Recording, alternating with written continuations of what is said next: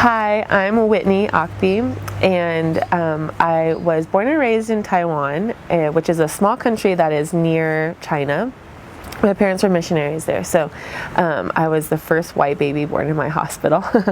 And so I lived there until I was 16, and then I moved to the United States. My parents were from the U.S., so that's where we moved. But before that, we'd go back and forth quite a bit.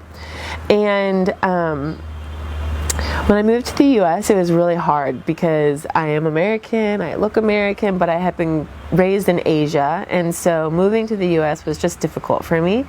And then I went to college when I was 19, I think, and when I was in college, I just met some really hard times where I didn't know what I believed anymore. My family had, raised me Christian, and I had been Christian, and then when I went to university, I just didn't know what I believed anymore, and I didn't know that I could believe in God if He would create a world that was so in so much pain, and so I really questioned my faith. I questioned, what was true, and so during that time, I was going to college in California, which is on the west coast of the United States. I went out to Hawaii, which is an island in the Pacific. And while I was out there, I lived with a Christian community, and we would pray together and read the Bible, do community work. We would work with the poor, distributing food and mentoring people and stuff. And so while I was there, I really encountered God. I would say for not the first time, but that was really in my life where I built the foundation that I have now with my relationship with God. And I went back into my relationship with God hesitant about a lot of things, but while I was there, I prayed so much because we had mandatory prayer every day from like 7 to 8, and so I would pray and read my Bible, and I was so hungry to know more and to know what I believed in God. And so I would wake up at 4 in the morning, read my Bible, I would pray for people, I would pray for myself, that I would, grow into who God wanted me to be, that I wouldn't be afraid of things in the future and stuff. And looking back on, my life, that year was so important for me because I really believe that all of those prayers that I prayed have been the foundation for the rest of my life. And so from there, in that time, we also learned a lot about just the foundations of living as a Christian. And so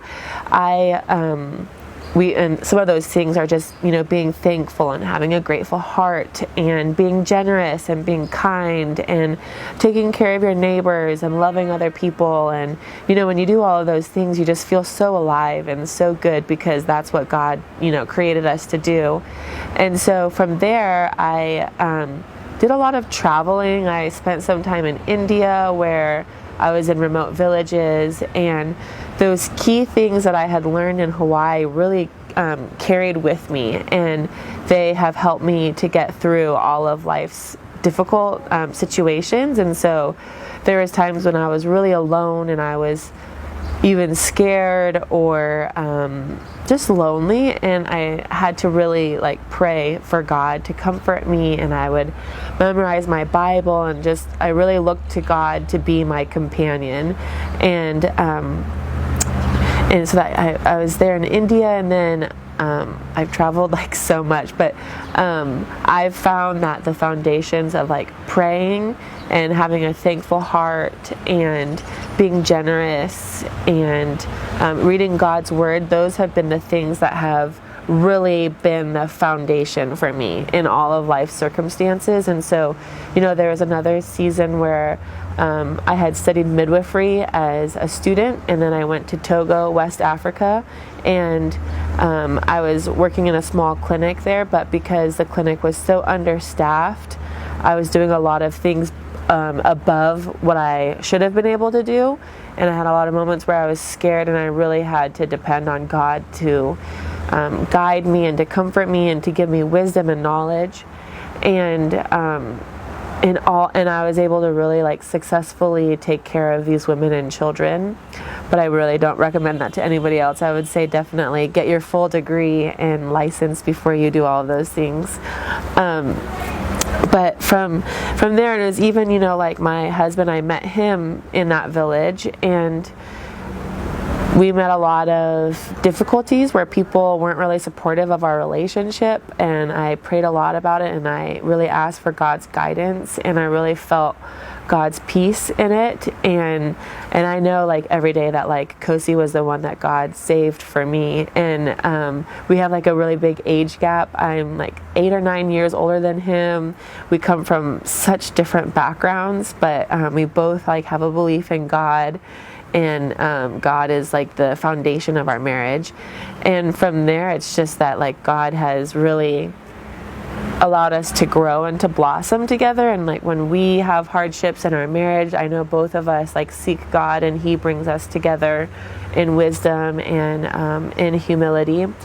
And I've also just seen like the foundations of praying get me through hard times. Like I think motherhood has probably been the hardest thing that I've done so far in life. I have twins. They're now 3, but when they were born, it was so hard. And because we don't live with my family or my husband's family, and when we had the twins, we were living outside of the city in Malawi, and so we were very isolated. And so again, like just every day I had to pray for God to renew my strength and to give me courage, and so that was what really like helped me get through that season. And even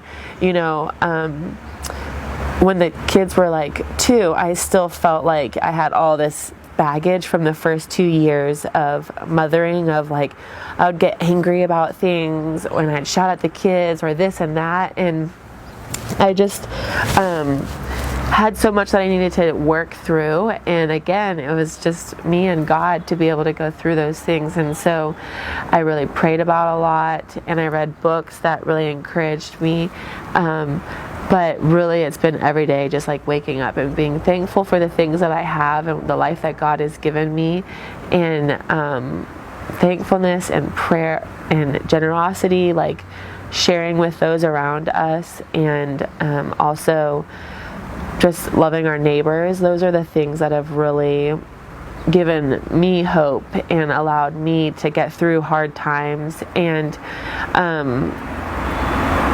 yeah, and then when I was pregnant with my last baby, she's 5 months now, I was, they say like babies, it takes 40 weeks for them to grow. And so then if it goes beyond 40 weeks, the doctors start to get nervous about, like, is the baby okay? And all of these things. And so I went past 40 weeks with her, and a lot of people were like worried about her.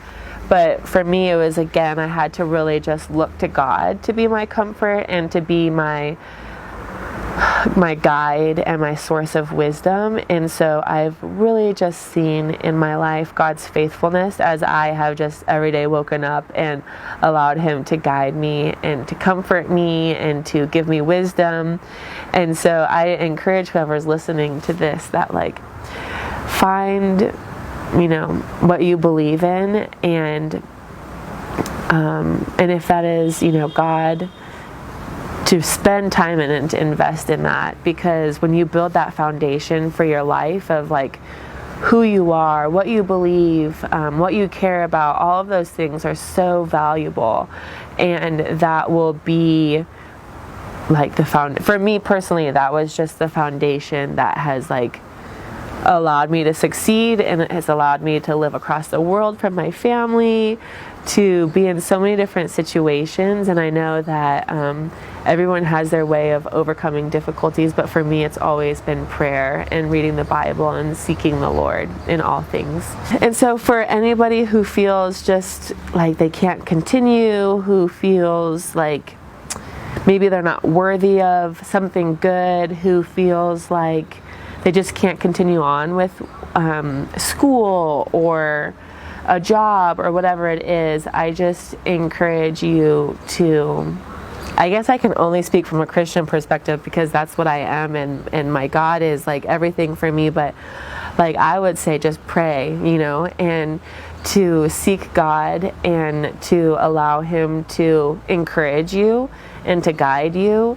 And one of my life values is to never give up on something, but to make like a clear and a solid decision. So I'm not going to give up on something when I'm tired and exhausted and angry.